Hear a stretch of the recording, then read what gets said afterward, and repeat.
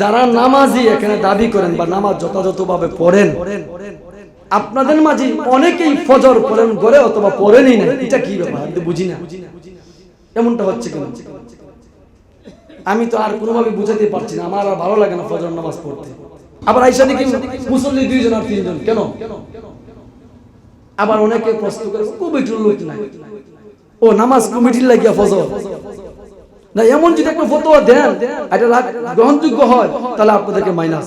আমি আমার কমিটির পা ধরি, বাপ ডাকি, দাদা ডাকি, যা ডাকি, যেমনি প্রেমে কমিটির মসজিদে রাখুন। নামাজ কি ফজর কমিটির লাগে বরাদ্দ? তা আপনি এমন কথা কোন কে কমিটির লোক হয় না? কমিটির লোক যদি কোনো কারণে অনিত্যবশত না আসে এক কথা, আর ইচ্ছা করে সাইরা দেয়, হেডটা হে আল্লাহর কাছে জবাব দিব। আপনি কার জন্য ছাড়ছেন? একদম নামাজ পড়ে নাই, আসে নাই, এক পাপ করছে, আরেক পাপ আরেকবার দুই দিছে গালে চাপে। কেন? এটা কোন ধরনের মাসালা? আল্লাহর এই জমিনে আল্লাহর আইন বাস্তবায়ন করার জন্য, তাওহীদের বাণী স্বীকৃতি দেওয়ার জন্য সাইয়েদনা আদম থেকে সাইয়েদনা ঈসা পর্যন্ত লক্ষাধিক নবী রাসূলগণ আল্লাহ পৃথিবীতে প্রেরণ করেছেন। কাউকে কিতাব দিয়েছেন, কাউকে সহিফা দিয়েছেন, কাউকে বা নতুন শরীয়ত দিয়েছেন, কাউকে অতীতের শরীয়তের, অতীতের কিতাবের অনুসারী হিসাবে পৃথিবীতে প্রেরণ করেছেন। সকলের প্রতি আল্লাহর পক্ষ থেকে একটা মেসেজ ছিল, মেসেজটা তোমরা স্ব উম্মতের কাছে পৌঁছে দিবে। সেটা কি? লা ইলাহা ইল্লাল্লাহ। তোমরা তোমাদের উম্মতের কাছে এই বাণী পৌঁছে দিবে, আল্লাহ ছাড়া কোনো মাবুদ নাই, তুফলিহুন, কামিয়াব হয়ে যাবে। যেটাকে দাওয়াতি তাবলীগের পরিভাষায় বলা হয় কুলু লা ইলাহা ইল্লাল্লাহ তুফলিহুন। সকল নবী রাসূলগণের মেসেজ ছিল একটা, দাওয়াতের বাণী ছিল একটা, পদ্ধতি ছিল একটা।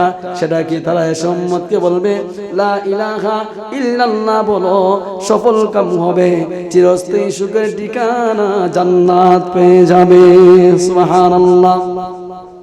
কিন্তু প্রশ্ন হলো, কোন নবী রাসূলকে আল্লাহ বলে নাই ও নবী ইব্রাহিম, ও নবী ঈসা, ও নবী আদম, আরে মুসা, বনি ইসরাইল কর্তৃক নির্যাতনের শিকার হয়েছ, ও খলিল ইব্রাহিম, ইব্রাহিম নমরুদের অগ্নিকুণ্ডে নিক্ষিপ্ত হয়েছ।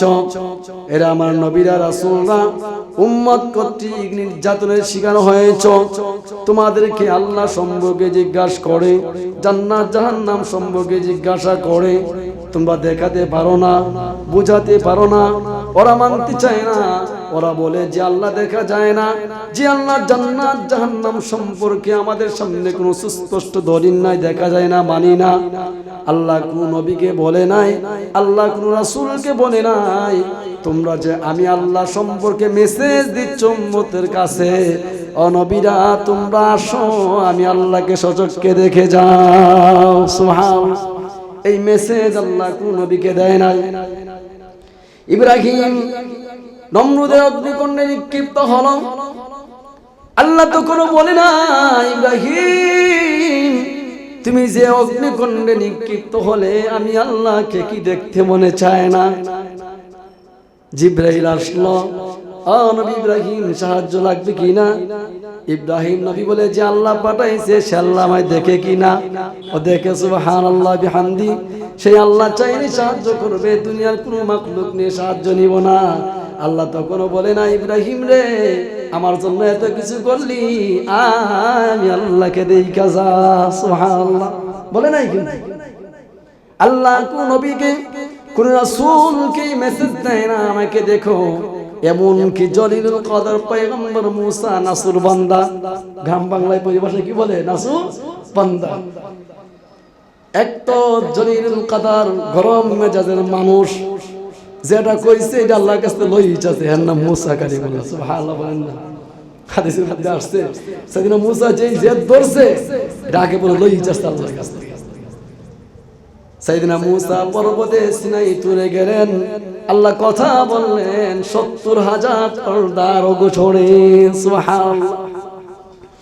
এক কথাই বোঝাতে চাই, লক্ষাধিক নবী রাসূল পৃথিবীতে প্রেরণ করেছেন, সকলের প্রতি আল্লাহর পক্ষ থেকে মেসেজ ছিল, ও আমার নবীরা রাসূলরা তোমরা তোমাদের স্ব উম্মতের কাছে আমি আল্লাহ সম্পর্কে মেসেজ দিবে, জান্নাতের মেসেজ দিবে, জাহান্নামের মেসেজ দিবে, হাসর মিজান ফুলসিরাতের মেসেজ দিবে। কিন্তু আল্লাহ বলে নাই উম্মতকে সচক্ষে দেখানোর জন্য তোমরা আগে বিশ্বাস করার জন্য আমি আল্লাহকে দেখে যাও, আমি আল্লাহ জান্নাত ভ্রমণ করো, জাহান্নাম দেখে যাও, এটা কাউকে বলে নাই। আমার নবীজি বলেন কিন্তু আমারকে যে আল্লাহ স্পেশালি বলেছে, নবী গো তুমি যে উম্মতের কাছে জান্নাতের মেসেজ দিচ্ছ, জাহান্নামের মেসেজ দিচ্ছ, তুমি যে আমি আল্লাহ সম্পর্কে মেসেজ দিচ্ছ, মনে কি চাই না আমি আল্লাহকে দেখবা? ও নবী আসো, আমি আল্লাহকে সচক্ষে দেখে যাও, আমি আল্লাহ দিদার লাভ করে যাও গো, জান্নাত জাহান্নাম ভ্রমণ করে যাও। সুবহানাল্লাহ। মুফাসসিরিনে কেরাম বলেন এই মর্যাদা আল্লাহ কাউকে দেয় নাই। এই জন্য মেয়ারাজটা আলোচনা করলেই রাসূলের সাথে একমাত্র মেয়ারাজ যায়। সুবহানাল্লাহ। এই জন্য মেয়ারাজটা আমার নবীর জন্য আলাদা একটা মর্যাদা। এই জন্য মেরাজটা কি আমার নবীর জন্য আলাদা একটা মর্যাদা। আরো অনেকগুলি কারণ আছে, আমি সেদিকে যাচ্ছি না। আসুন আয়াতে কারিমায় প্রবেশ করি। এবার ভ্রমণটা হয়েছিল রাত্রিবেলা, এর জন্য তার নাম হচ্ছে ইসরা। ইসরা শব্দ হচ্ছে রাত্রিকালীন ভ্রমণ।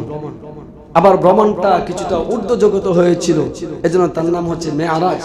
আল্লাহ কোরআনের ভাষায় বলেন সুবহানাল্লাযী আসরা বিআবদিহি ليلا من المسجد الحرام إلى المسجد الأقصى। মহামান্বিত পবিত্র সত্তা যিনি তার আপন বান্দা মুহাম্মদুর রাসূলুল্লাহ সাল্লাল্লাহু আলাইহি ওয়াসাল্লামকে মসজিদুল হারাম থেকে মসজিদুল আকসা পর্যন্ত ভ্রমণ করিয়েছেন, যেই মসজিদের আশপাশে চতুর্দিকে আল্লাহ নিয়ামত রাজি দিয়ে বারাকাত দিয়ে বেষ্টিত করে রেখেছেন। লিরুইয়াহু মিন আয়াতিনা, আল্লাহ বলেন যাতে করে আমি এই পৃথিবীর মানুষদেরকে আমি আমার কুদরত আর নিদর্শন দেখাতে পারি। ইন্নাহু হুয়াস সামিউল বাসীর, আল্লাহ হলেন সর্বশ্রোতা সর্বদ্রষ্টা। এখন বুঝার বিষয় হলো আল্লাহ রাব্বুল আলামিন শুরুতেই সুবহান শব্দ আলোচনা করেছেন। এই সুবহান শব্দের অর্থ হচ্ছে পবিত্র, আশ্চর্যান্বিত। এখন আল্লাহ পবিত্রতার আলোচনা কেন করলেন? মেরাজের আলোচনা করতে যে তার অনেকগুলি ব্যাখ্যা, সামনে অনেকগুলি প্রশ্ন জাগবে। মেরাজের আলোচনা করলেই বিধর্মীদের অনেক মুসলমানেরও জানার জন্য অনেক প্রশ্ন জাগবে। সকল প্রশ্নের সমাধানমূলক আল্লাহ একটা শব্দ ব্যবহার করেছেন, তার নাম হলো সুবহান। তার নাম কি? সুবহান। সুবহানের এক অর্থ হচ্ছে পবিত্র। কি পবিত্র? আল্লাহ সর্বপ্রকারের অসম্ভব থেকে পবিত্র। সুবহানাল্লাহ বলেন।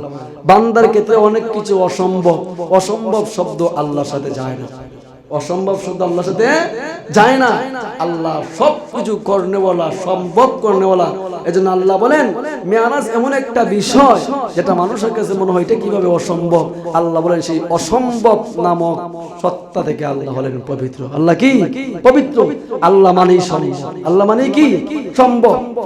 এর কয়েকটা উদাহরণ দিলে আপনারা বুঝবেন, সংক্ষিপ্ত আকারে বলছি। রাসূলের চাচাতো বোন উম্মে হানি রাওয়াত করেন, বর্ণনা করেন রাত্রিবেলা আমার নবীজি আমার ঘরে শুইলেন, কিছুটা ঘুমন্ত কিছুটা জাগ্রত। ঘুমু ঘুমু বা হঠাৎ দেখতে পেলেন ঘরের ছাদ পেটে জিবরিল আমিন প্রবেশ করেছেন।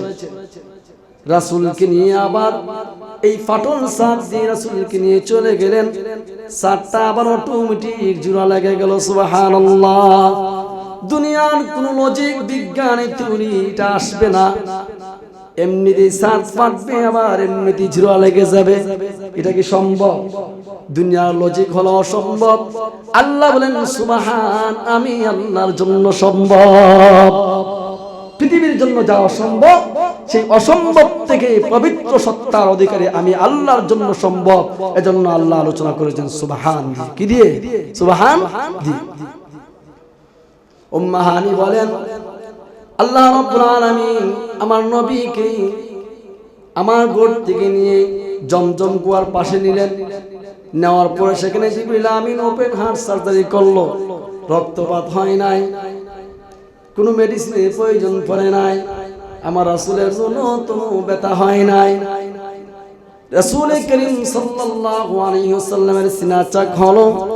পবিত্র আত্মা জমজম কুয়ার দ্বারা জিবরিল আমিন পাক পরিষ্কার করলেন, পবিত্র করলেন, যেটাকে বিজ্ঞানের ভাষায় medical science open heart surgery বলা হয়। বলুন দেখি দুনিয়ার কোনো লজিক এটা আসে কিনা যে ওপেন হার্ট সার্জারি করবে, অপারেশন করবে, রক্তপাত হবে না, ব্যথা পাবে না, ঔষধ বলে লাগবে না, এরকম কোনো কথা আছে? হ্যাঁ, জিবরিল আমিন বলেন আমি রাসূলের সিনা চেক করলাম গো, মেডিসিনের প্রয়োজন পড়ে নাই, রাসূলের রক্তপাত হয় নাই, রক্তকরণ হয় নাই, রাসূল ও বলে নাই 2-4 দিন ওষুধকে শরীর ঠিক করতে হবে এমনটাও পড়ে না। দুনিয়ার জন্য প্রশ্ন এটা কিভাবে সম্ভব? আল্লাহ বলেন আমি সুবহান বিদায় আমার জন্য সম্ভব। সুবহানাল্লাহ। এজন্য আল্লাহ আলোচনা করেছেন সুবহান দিয়ে।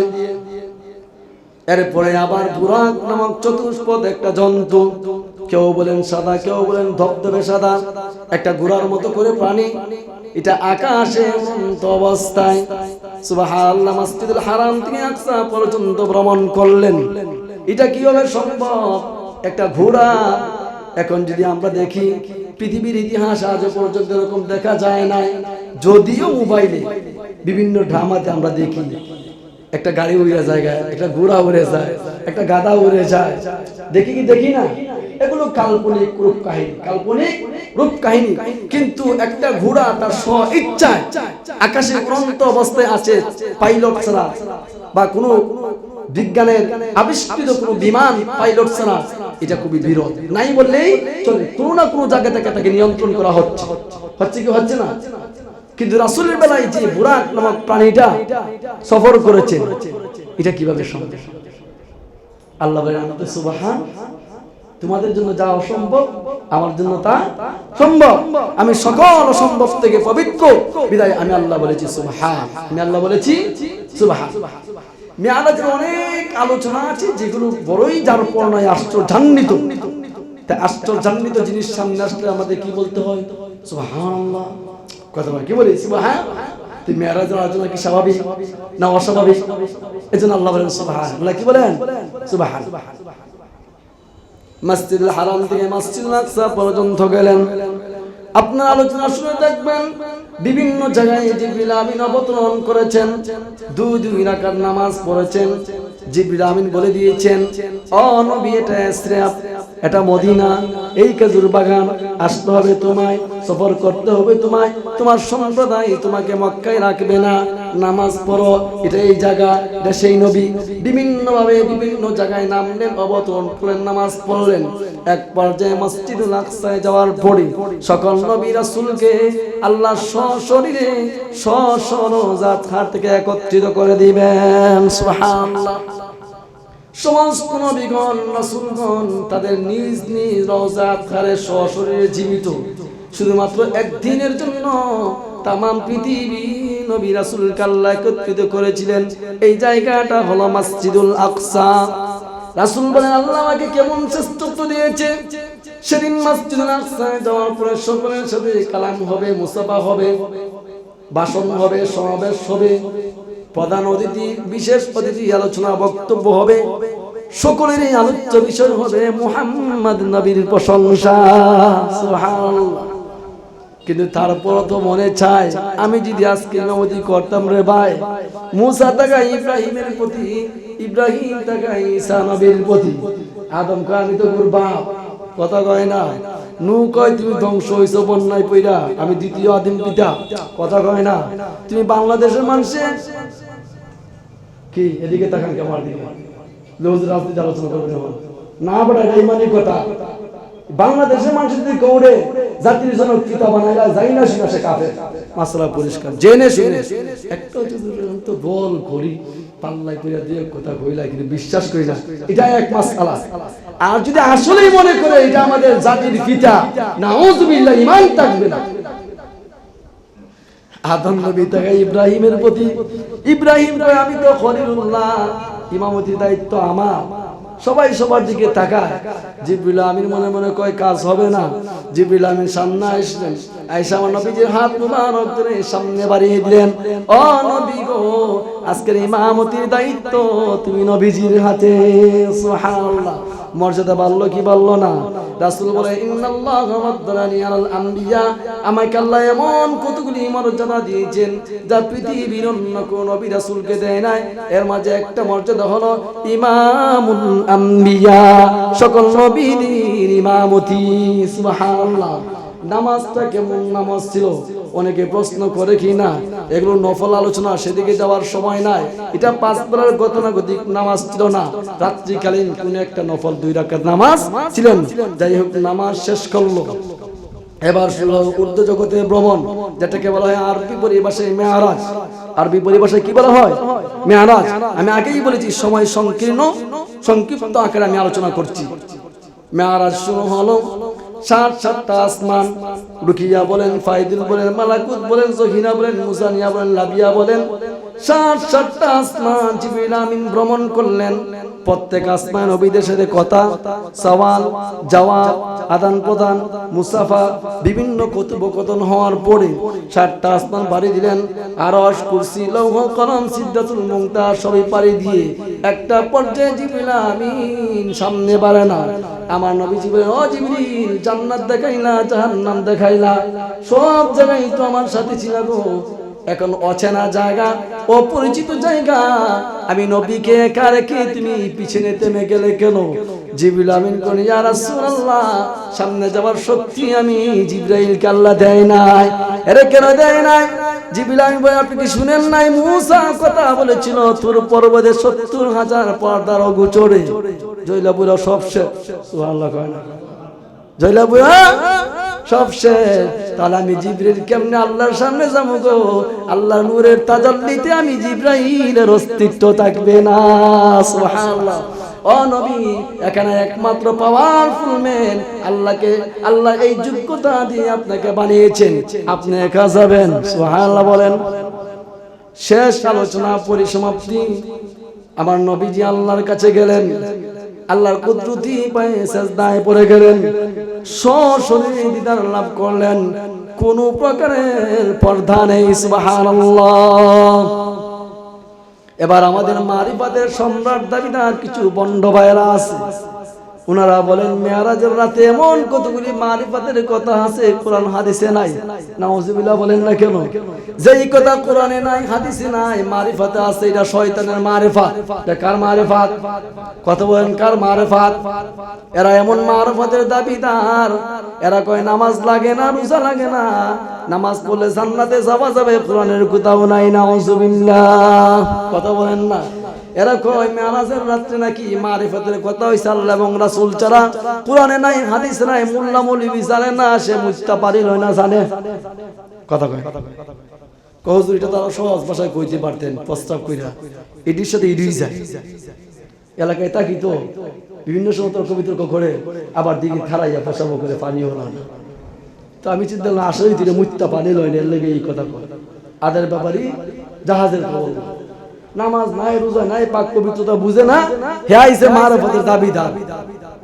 আসলে আল্লাহ এবং রাসূলের মাঝখানে কথোপকথন কি হয়েছিল সংক্ষিপ্ত আকারে যদি বলি, হাদিসের মধ্যে আছে রাসূল যখন আল্লাহর সামনে গেলেন, বন্ধু কার কাছে গেছে? বন্ধুর কাছে গেছে। কালি হাতে যাব?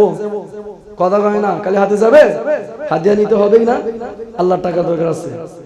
কথা কয় না? উত্তরা বাড়ি দরকার আছে, প্যারাডো গাড়ি আমার দরকার আছে। তো কে কইছে না? খালি সুযোগে অপেক্ষা আছে, পয়লা বছরে দিব, যেভাবে হোক হালাল করে চলবে। কথা কয় নাকি? হ্যাঁ, আল্লাহু আকবার করেন। যদি আল্লাহ হালাল অবস্থায় দেয়া দেয়, না করুন কে? কথা কয় না? দোয়া করবেন তো গাড়ি পাইবার লেগে? আল্লাহ তুমি কবুল করে দাও, আমিন কোন? আচ্ছা, আপনাদেরকে যাত্রী মানে মুবিনা হিসেবে ইনশাআল্লাহ। বলতেছিলাম, নবী আমার গেলেন আল্লাহর কাছে 3টা হাদিয়া নিয়ে। ও মুসলমান, সময় একটু দেরি হলো, মনোযোগ সহকারে শ্রবণ করবেন, দিলের কানে শুনবেন, ভালোবাসা উজাড় করে হৃদয়ের গভীর থেকে আলোচনা শোনার চেষ্টা করবেন। আমার নবী যখন আল্লাহর কাছে গেলেন, সাথে সাথে যেটা বলে উঠলেন, আপনাদের জানা থাকলে বলবেন কি বলবেন না? সবাই আমার সাথে বলেন, আত-তাহিয়াতু লিল্লাহি ওয়াস-সালাওয়াতু ওয়াত-তাইয়্যিবাত। সকলেই বলুন, আত-তাহিয়াতু লিল্লাহি ওয়াসসালাওয়াতু ওয়াত-তাইয়্যিবাত। আমার নবীজি বলেন, পরওয়ারদিগার আলম, আমি আপনার কাছে তিনটা হাদিয়া নিয়ে আসছি। আল্লাহু আকবার। আমার শারীরিক যত ইবাদত রয়েছে, দৈহিক যত ইবাদত রয়েছে, আমার মালি যত ইবাদত রয়েছে, আল্লাহর সমস্ত ইবাদতের হাদিয়া তোমার কুদরতি কদমে রাখলাম। সুবহানাল্লাহ। আমার আল্লাহকে কিরে বন্ধু, দুনিয়া থেকে তিনটা হাদিয়া লইয়া পড়ছো, আমার বান্দার খালি নাকি? সুবহানাল্লাহ বলেন না। বন্ধু গেছে তিন হাদিয়া লইয়া, আল্লাহ দিব না কিছু? কথা কাটে দিব কি দিব না? আল্লাহ বলেন আমারও তিনটা হাদিয়া। সুবহানাল্লাহ বলেন। আফসোস, পাগলের মতো তাশাহুদ কইরা কেমনে সালাম দিয়া যাইব এই চিন্তায় আছে। অত সেটাই হলো মেয়ারাজ। কেমন আর বুঝা কাময় না বাঙালি জুম্মা না কোরআন গুইল্লা খাওয়াইলো হেজাটা বুঝছে এটা হই। কথা কয় না, হেজাটা বুঝছে এটা হই। যতই ওয়াজ করি এরপর দেখবেন জুম্মা পরে সালাম ফিরানো দিলে এরকম না, বুঝেন না কিছু, আবার ঠিক হোক মানে এই কাজ করবো। কে কে যাবেন আজকে 4 রাকাত জুম্মা 4 রাকাত সুন্নাত না পড়া? হ্যাঁ যাইবেন যাইবেন? আল্লাহ আল্লাহ বলেন, নবীজি আমার, আপনি তিনটা হাদিয়া নিয়ে আসছেন, আমি আল্লাহর পক্ষ থেকে তোমাকে তিনটা হাদিয়া। কি সেই তিন হাদিয়া? পড়ুন। আসসালামু আলাইক আইয়ুহান নাবিয়্যু ওয়া রাহমাতুল্লাহি ওয়া বারাকাতুহু। সুবহানাল্লাহ। আমার আল্লাহ বলেন, নবীজি আমার পক্ষ থেকে 1 নম্বর হাদিয়া হলো, নবী গো, আমি আল্লাহর পক্ষ থেকে তোমার প্রতি সালাম, শান্তি, ওয়া রাহমাতুল্লাহ, রাহমত, ওয়া বারাকাতুহু, বারাকাত। সুবহানাল্লাহ বলেন। আল্লাহ দিলেন, আল্লাহর কাছে নিয়ে গেলেন 3 হাদিয়া, আল্লাহ দিলেন 3 হাদিয়া। এগুলো আমরা নামাজে পড়ি তো কখনোই বুঝি। যদি বুঝতাম তাহলে কোথায় কি করতেছি। একান্তে যাদের কথা হয়েছিল আল্লাহ এবং রাসূলের মাঝখানে, একেবারেই কাছাকাছি, ফাকানা কাবা কাউসাইনি আও আদনা, ধনুক আর তীরের মাঝখানে কতটুকু জায়গা থেকে ফাঁকা, এর থেকে নিকটবর্তী ছিলেন আল্লাহ এবং রাসূল। আর মাঝখানে কথা হয়েছিল আত্তাহিয়াতু নিয়ে। সেই আত্তাহিয়াতু পরে কোনো কুসুর নাই, হুজু নাই, বিনয়ী নাই, অনেক তো উচ্চারণ পারেই না। আল্লাহ বুঝার তৌফিক। এবার আমার নবীজি বলেন, হাদিয়া আমি 3টা দিলাম, আল্লাহ তুমিও 3টা দিছো, কিন্তু আমি আর উম্মত ভুলে যাই নাই। সুবহানাল্লাহ বলেন না। আরে নবীজি, আমি আল্লাহ তিনটা হাদিয়া দিলাম, নবী আমার বলেন উম্মত ভুলে গেল, আমি নবী উম্মতকে ভুলতে পারি না। আল্লাহু আকবার কাবীরা। এজন্য নবীজি বলেন, আল্লাহ তোমার তিনটা হাদিয়া আমি তোমার হাবিব একাকী গ্রহণ করছি না গো, আমার সকল নবীদের পক্ষ থেকে আসসালামু আলাইনা, সালামটা আমি একা নিলাম না, সকল নবীদের পক্ষ থেকে নিলাম, রহমত একা নিলাম না, বারাকাত একা নিলাম না, ওয়া আলা ইবাদিল্লাহিস সালিহিন।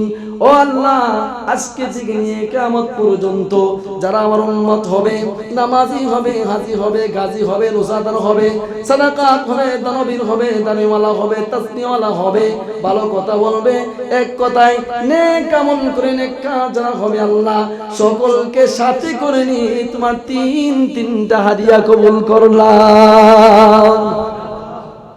কথা কয় কয়জনে? কথা বলে কয়জনে? আরিফেতে আছে কারা? ফেরেশতা। কথা কয় না। নেতারা বৈঠক করতেছে, বাহিরে পাতি নেতা সব দাঁড়ায় আছে, কি জানি সিদ্ধান্ত আসে। কথা কয় না। আরিফেতে কান করে থাকে না, আর মিডিয়ার কথা বাদে দিলাম, তিলে তার ফেরেশতারা তো তিলে তার না বানাক, আরিফেতে থাকবে কি থাকবে না? সমস্ত ফেরেশতারা আরিফেতে শুনতেছে আল্লাহ কি বলে।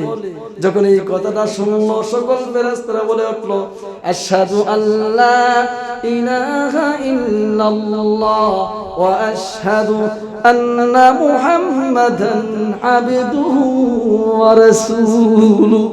আমার আল্লাহ বলেন, ফেরেশতারা তোদের এই বাণীটা এত পছন্দ আমার হয়েছে, আমাদের এই মেরাজটা আমি আল্লাহর কাছে তোরা গ্রহণযোগ্য হয়েছি। যা যা কিয়ামত পর্যন্ত সমস্ত নেককার বান্দার জন্য এই অংশটাকে আমি আল্লাহ মেরাজ হিসেবে স্বীকৃতি দিয়ে দিলাম।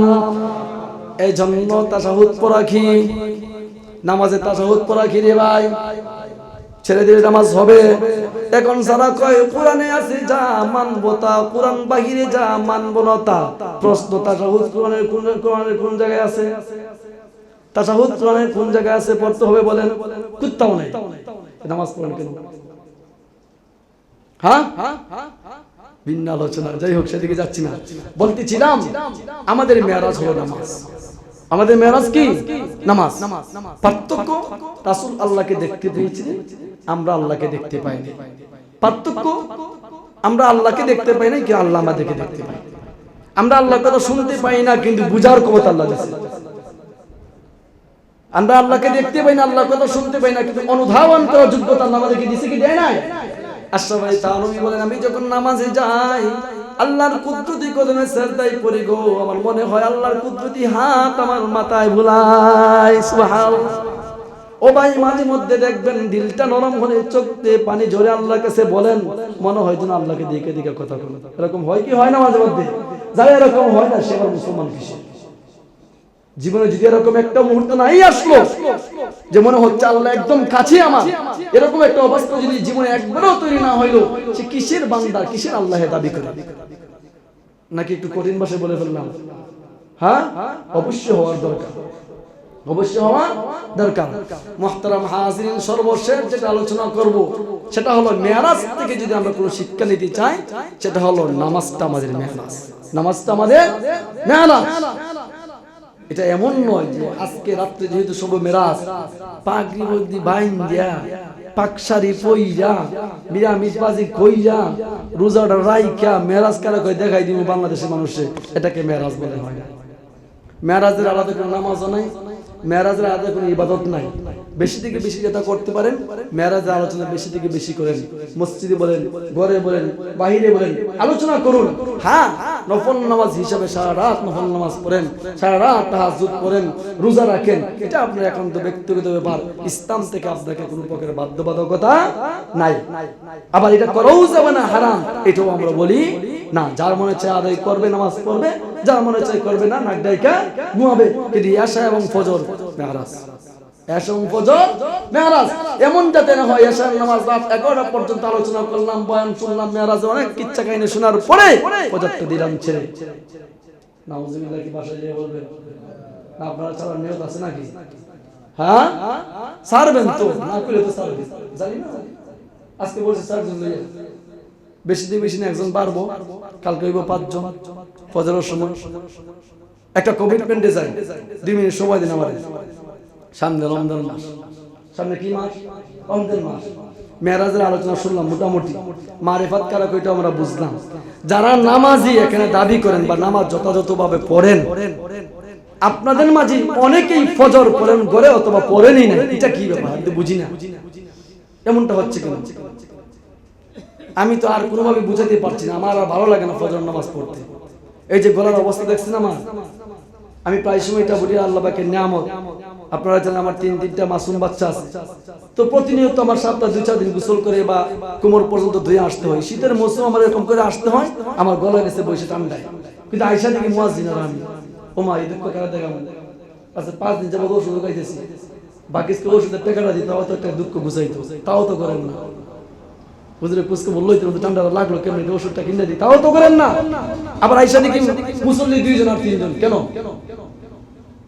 আবার অনেকে প্রশ্ন করে কমিটির লোক নাই, ও নামাজ কমিটির লাগিয়া ফজর না, এমন যদি একটা ফতোয়া দেন এটা গ্রহণযোগ্য হয়, তাহলে আপনাদেরকে মাইনাস। আমি আমার কমিটির পা ধরি, বাপ ডাকি, দাদা ডাকি, যা ডাকি, যেমনি প্রেমে কমিটির মসজিদে রাখছি। নামাজ কি ফজর কমিটির লাগে বরাদ্দ? তা আপনি এমন কথা বলেন, কে কমিটির লোক হয় না?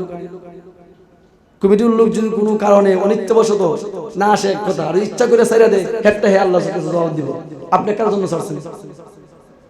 একদম নামাজ পড়ে নাই, আসে নাই, এক পাপ করছে, আর এক পাপ আরেকবার দোষ দিছে কারো সাথে। কেন? এটা কোন ধরনের মাসালা? আল্লাহ আমাদের সকলকে ফজরের নামাজ আসার তৌফিক দান করুন।